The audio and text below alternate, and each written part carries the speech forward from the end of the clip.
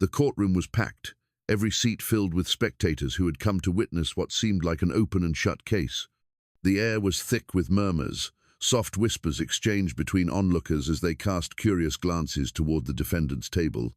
Seated there, calm and composed, was Naomi Cole. At 28 years old, she carried herself with an air of quiet confidence, but there was something unreadable about her expression, something that made it impossible to tell if she was nervous or completely unbothered. In her hands, she clutched an old flip phonia, scratched, outdated device that looked wildly out of place in this modern courtroom. The kind of phone no one had used in years. The kind of phone most people would have thrown away without a second thought. But Naomi held onto it with a firm grip, as if it was something important, something more valuable than anyone else in the room could understand. Across from her, Prosecutor Daniel Grayson leaned against his desk, his smirk widening as he turned toward the jury. Dressed in a sharp navy blue suit, his every movement exuded arrogance. He had been handling this case with an air of amusement, barely concealing his belief that this trial was nothing more than a formality. His job, in his mind, wasn't to prove Naomi guilty, he was certain she already was. His job was simply to put on a good show before the judge made the inevitable ruling. Grayson let out a chuckle before gesturing toward Naomi's hand, where the old phone sat between her fingers. His voice, dripping with mockery, rang through the room. "Miss Cole, I assume you still use dial-up internet too?" His words were followed by a ripple of laughter, first from a few scattered individuals in the audience and then gradually spreading through the courtroom. Even members of the jury exchanged amused glances, some unable to hold back their smiles. Judge Henry Lawson, an older man with sharp, critical eyes, let out a sigh as he adjusted his glasses and leaned forward slightly. He had spent decades presiding over cases, and to him, this was just another defendant making excuses. He had heard it all before. His gaze flickered toward the device in Naomi's hand, and with a shake of his head, he muttered dryly, "Is that thing even from this decade?" The laughter in the room grew louder. Naomi's lawyer, Rebecca Torres, shifted uneasily in her seat. She was young, still early in her career, and though she had taken this case believing she could fight for justice, she was starting to feel like she was losing control. The court was turning against Naomi, and she could sense that any argument she made would be met with doubt and ridicule. But Naomi? She did not react. She did not shrink under the weight of their laughter or offer any rebuttal to their mockery. She simply sat still, gripping the phone tighter. Because unlike everyone else in that room, she knew exactly what was inside it. She was just waiting for the right moment. 3 years ago, inside a highly secure government facility, Naomi Cole sat in front of a wall of glowing computer monitors, her fingers flying across the keyboard as streams of code scrolled rapidly down the screens. The room was dimly lit, illuminated only by the cool blue light reflecting off the monitors, and the low hum of servers filled the air. This was Naomi's world, a world of data, encrypted networks and digital footprints. She wasn't just an ordinary IT worker. She wasn't some technician fixing minor software glitches or setting up firewalls. Naomi was a cyber intelligence specialist, recruited straight out of MIT at the age of 25, one of the youngest and most talented minds the FBI had ever brought into their elite cyber operations division. Her job wasn't just about monitoring threats, it was about anticipating them, finding them before they became real, stopping them before they could do damage. And for the past 3 years, she had done exactly that. Naomi had always been drawn to technology, ever since she was a child growing up in a cramped 2-bedroom apartment with her mother. While other kids played outside, she had spent her time dismantling old radios, trying to understand how they worked. By the time she was 16, she had already built her own encrypted messaging system. By 18, she was writing code that could break into secure networks not because she wanted to commit crimes, but because she wanted to know how criminals thought. That brilliance had caught the attention of the FBI, who had been monitoring top young cybersecurity talents. She had been offered an opportunity most people her age could only dream of, a chance to work on classified cyber intelligence cases, taking down hackers, cyber criminals, and internal threats to national security. But working for the FBI wasn't just about talent, it required sacrifice. Naomi had learned that quickly. She couldn't tell anyone what she really did for a living, not her mother, not her friends. Her real identity was buried under layers of security clearances and classified files. To the outside world, she was just another IT consultant, a regular person with a simple tech job. But inside these walls, she was one of the best. One day, Naomi had been called into a briefing room by Agent Caldwell, her direct superior, a man who rarely showed emotion, but whose sharp instincts had earned him respect within the bureau. As she entered, he had been standing at the front of the room, his arms crossed, a tense expression on his face. "We have a situation," he had said without preamble. "There's a mole inside the government." Naomi had frowned, her mind already running through possibilities. "How high up?" she had asked. "We don't know yet," Caldwell had admitted, "but classified files are being leaked, highly sensitive information, and whoever is behind this is good. They've covered their tracks well." That was where Naomi came in. Her mission was simple, at least on the surface. Find the mole, trace the leaks, stop them before they could do real damage. But simple didn't mean easy. This wasn't just any hacker. Whoever was behind this knew how to erase digital footprints, how to plant false leads, how to manipulate data to avoid detection. It was a ghost hunt, one that required patience, skill, and above all, secrecy. That was when Naomi had been given the phone. It wasn't just any phone. It was a specialized FBI-issued device, disguised as an old flip phone to avoid suspicion. Inside that outdated exterior was some of the most advanced surveillance technology ever designed. It could decrypt hidden files that no other system could crack. It had live tracking capabilities, able to locate cybercriminals in real time.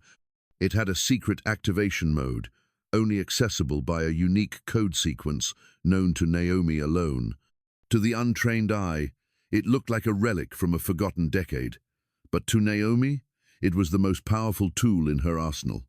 For months, Naomi had worked in secret, analyzing digital trails, tracking unusual access points, and monitoring encrypted data transfers. Slowly, she had started piecing things together, fragments of conversations, scattered IP addresses, anomalies in the system logs. Then, she had found something terrifying. It wasn't just a single leak. It was an entire operation. Someone inside the government wasn't just stealing files, they were selling them. Classified intelligence was being funneled through hidden networks, transferred to offshore accounts, passed into the hands of people who had no business knowing America's secrets. Naomi had known she was close to exposing the truth. But before she could act, everything fell apart. One night, she had been working late, her fingers moving swiftly across her keyboard, as she followed a digital trail leading straight to the mole. Her heart had been pounding, excitement and urgency mixing together as she decrypted the final layer of data. She had the evidence. She had proof. She had everything she needed to unmask the traitor. And then, her screen had gone black.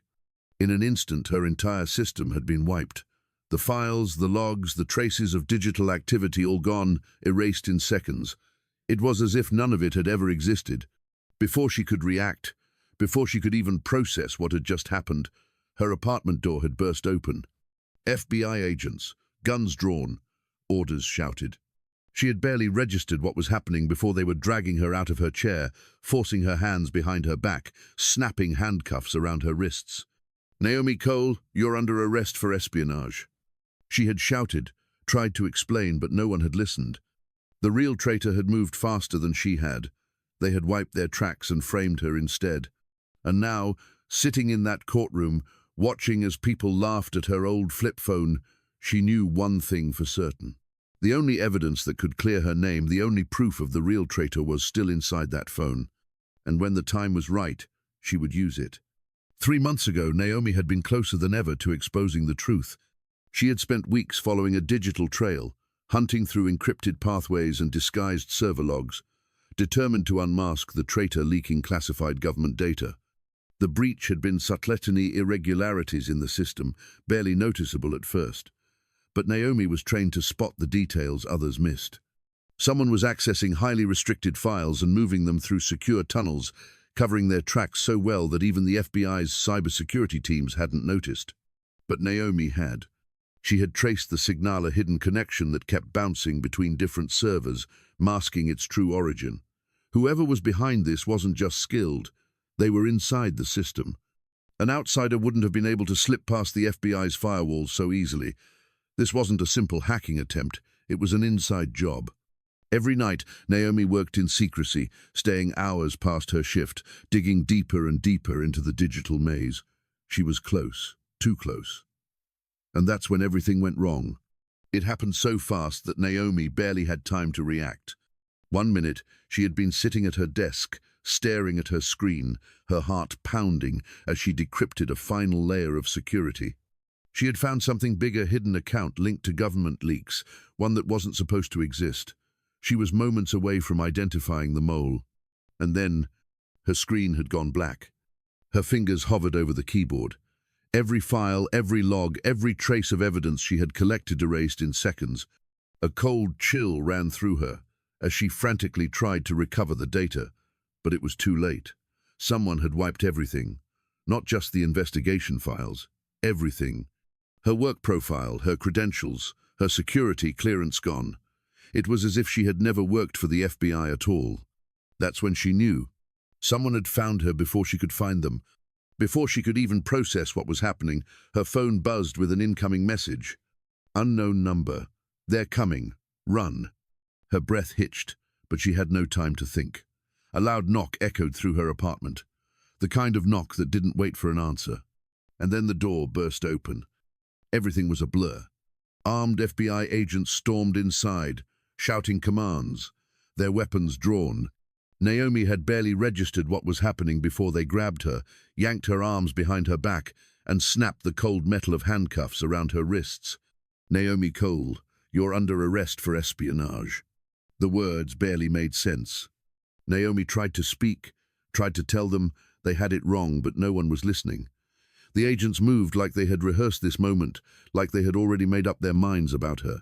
She was shoved into the back of a black SUV, her heart hammering in her chest as they drove through the empty streets.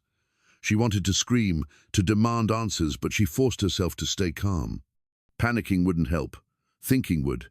She replayed everything in her mind. Who could have done this? How had they framed her so perfectly? The next morning, she got her answer. Seated in an interrogation room, Naomi stared at the thick case file placed in front of her. Across the table, Special Agent Monroe, an investigator she barely knew, flipped through the pages with a disapproving sigh. "It's not looking good for you, Miss Cole," he said, shaking his head. Naomi remained silent, her eyes fixed on the file. She already knew whatever was inside had been faked, twisted, and carefully orchestrated to make her look guilty. Monroe opened the file, tapping a page with his pen. "Bank transactions, $250,000 wired into an offshore account under your name. Quite the payday for a government employee." Naomi clenched her fists. She had never seen that money in her life. Monroe flipped another page. "Emails recovered from your work computer, conversations between you and several foreign intelligence operatives. Care to explain why you were communicating with them?" Her jaw tightened. She had never sent those emails. The last page was the worst. A blurry security photo of someone entering a restricted server room. The person had her height, her build, but their face was just out of frame. It wasn't her, but to everyone else, it was close enough. No one believed her. The case against her was airtight, because the real traitor had made it that way. Even her closest colleagues, the people she had worked beside for years, looked at her with suspicion. They weren't sure if she was guilty, or if they had just never really known her at all. Naomi had never felt more alone, but as they transferred her to a federal detention center, one thing kept her steady. They had taken her credentials. They had taken her badge. They had taken her reputation. But they hadn't taken her phone. The old, beaten-up flip phone sat in her pocket, overlooked by the agents who thought it was worthless. They had no idea that the only proof of the real criminal was hidden inside it. And now, sitting in that courtroom, as the judge and jury laughed at her, she knew she had only one chance left. When the time was right, she would show them all. The courtroom had settled into a suffocating silence, the kind that made even the most confident people feel small under its weight. The laughter from earlier had faded, replaced by an air of cold judgment as Prosecutor Daniel Grayson took center stage. He paced slowly, his polished shoes clicking against the marble floor, his presence commanding the room's attention. Behind him, a large screen lit up, displaying financial records, email transcripts, and grainy security footage. Evidence carefully laid out to make Naomi Cole look guilty. "Ladies and gentlemen of the jury," Grayson began, turning slightly to glance at them. "We are looking at a clear case of betrayal. A woman entrusted with national security who chose greed over duty." He let the words settle before gesturing toward the screen. The first document appeared a series of bank transactions.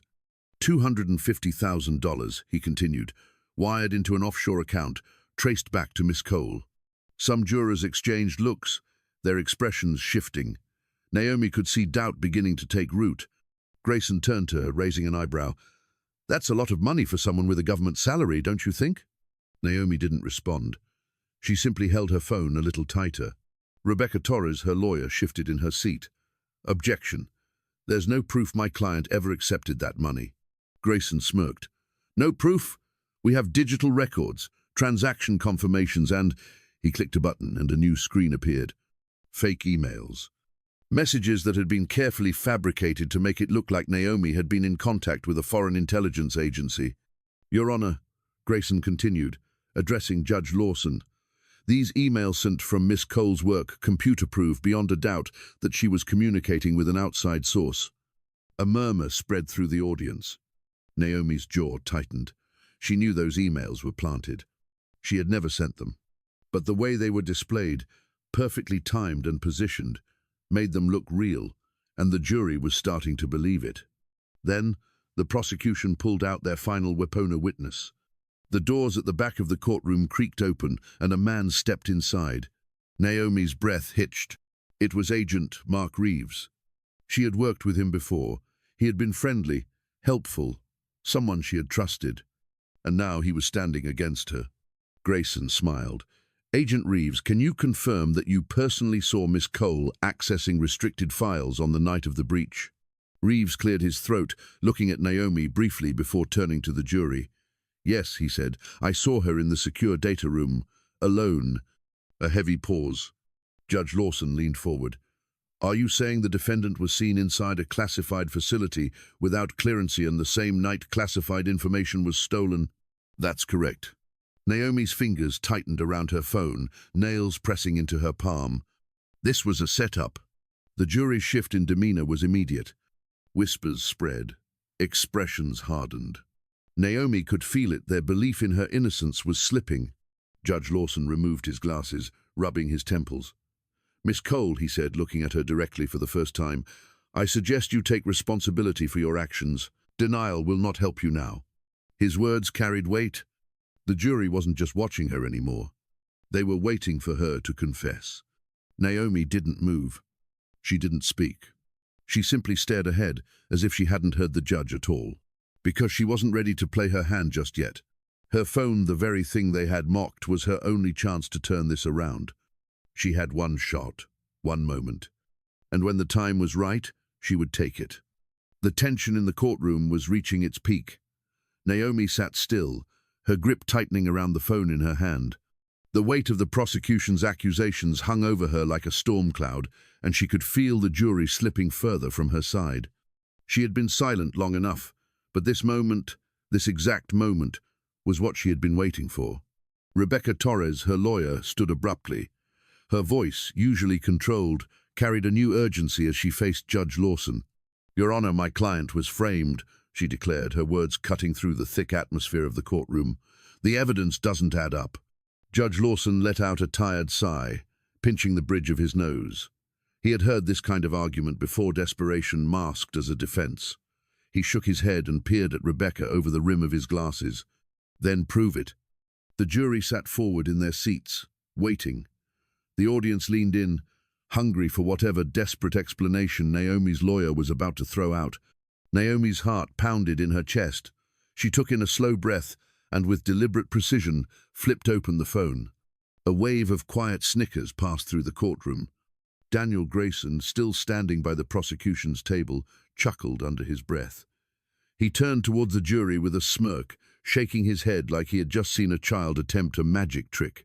"What is that supposed to do?" he scoffed, his voice laced with mockery. "Call your lawyer from 2005? Laughter rippled through the courtroom. Even Judge Lawson's lips twitched, as if he was holding back a chuckle himself. Naomi ignored them.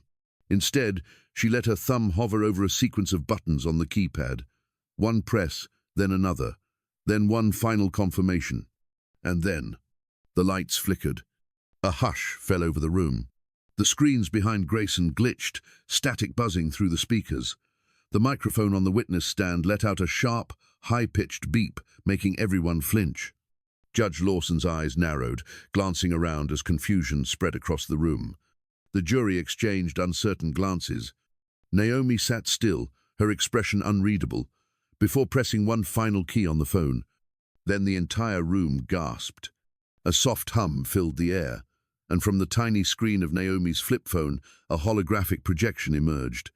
A bright, vivid display of encrypted data, real-time code decryption, and most importantly, a digital footprint leading to the real traitor. The once mocking expressions on the faces of the courtroom shifted to pure shock. Judge Lawson leaned forward, his mouth slightly open. Even Daniel Grayson, for the first time, looked genuinely unsettled. Because what Naomi had just revealed was something none of them had ever expected. A stunned silence fell over the courtroom. The bright glow of the holographic projection from Naomi's flip phone cast an eerie light across the room, illuminating the faces of those who had been mocking her just moments ago. The laughter, the sneers, the dismissive glances, all of it was gone. Now, there was only shock. On the screen, lines of encrypted code unraveled in real time, revealing a hidden FBI database that had been buried beneath layers of digital security. Naomi's phone was doing something impossible, something no ordinary device could do. The jury sat frozen, their eyes darting between Naomi and the glowing projection, struggling to process what they were witnessing. Even Judge Lawson, who had spent decades in this courtroom, looked completely out of his depth. What is this?" he asked, his voice quieter than before. Naomi remained calm. For the first time since the trial had started, she held all the power in the room. She pressed another button, and suddenly, the projection shifted. A new window opened, showing a live digital footprint tracing the real hacker. The screen displayed timestamps, IP addresses, and access logs that led back to a specific saucer name. Naomi turned her gaze toward Daniel Grayson. His smirk was gone. On the screen, his name appeared. A ripple of gasps spread through the audience.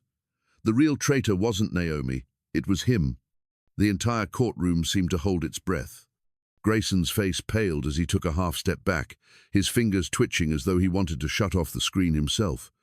But there was nothing he could do. Naomi wasn't finished. With the press of another button, a recording began to play. The audio was crisp, clear and damning. It was a conversation. Grayson's voice came through the speakers first, low and confident. "We move the files tonight, no loose ends."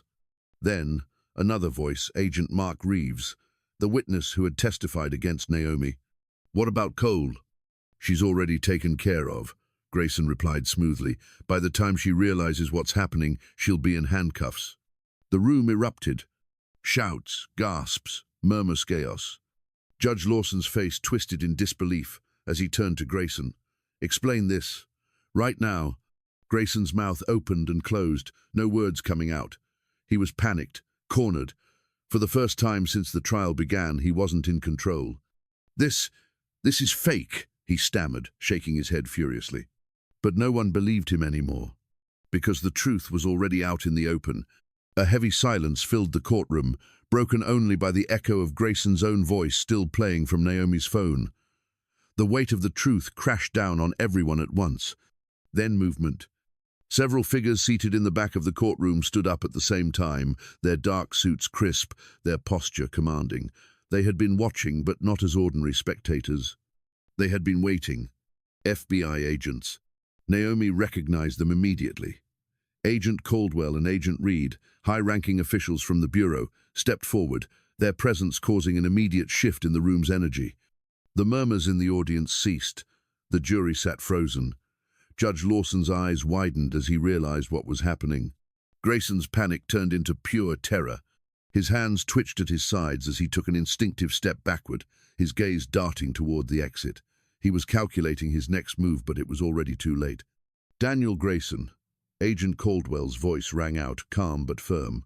"You're under arrest for conspiracy, obstruction of justice, and espionage against the United States government." Grayson turned, bolting toward the doors. But he barely made it 2 steps before 3 agents intercepted him. A sharp command, the clatter of handcuffs. And just like that, the same FBI agents who had arrested Naomi 3 months ago now took him. Judge Lawson's face was pale, his fingers gripping the edge of his bench. He looked at Naomi, his expression a mix of shock, regret, and something else, guilt. He swallowed hard before speaking. "Miss Cole, too, owe you an apology." Naomi said nothing. She didn't need to. She had already won. The same people who had mocked her, doubted her, humiliated her, they now looked at her with something entirely different. Respect, awe, and disbelief. Because the woman they had laughed at was the only one in the room who had known the truth all along. The fallout was immediate. By the time Naomi stepped out of the courthouse, the world already knew what had happened. News headlines spread like wildfire. Court mocked woman's old phone, turns out it was FBI tech. FBI cyber agent Naomi Cole exposes criminal in court. A shocking turn. Prosecutor arrested for espionage while accusing innocent agent. Social media exploded. People who had ridiculed her flip phone were now praising her. The woman they had underestimated had outsmarted them all. Back at FBI headquarters, Naomi sat in a conference room, across from Director Langford, one of the highest-ranking officials in federal intelligence. He studied her for a long moment before nodding. "The Bureau owes you, Cole. We need people like you at the top. If you're willing, I have a position in mind." She had gone from being an accused criminal to being offered a high-ranking FBI role. Her name was cleared. Her career, stronger than ever. But Naomi didn't need recognition. She had never done this for the title or the praise. She did it because she had spent her life chasing the truth, and she wasn't done yet. That night, as she sat in her dimly lit apartment, a knock on the door broke the silence. It was Agent Caldwell. He handed her a sealed case, Felino words, just a knowing look. Naomi exhaled slowly as she took it, running her fingers over the thick envelope before setting it aside. Instead of opening it, she reached for something else, her old flip phone. She flipped it open one last time, her thumb pressing a hidden command. The screen flickered, and within seconds lines of classified data filled the display. Her next mission, a new case, a new chase for the truth.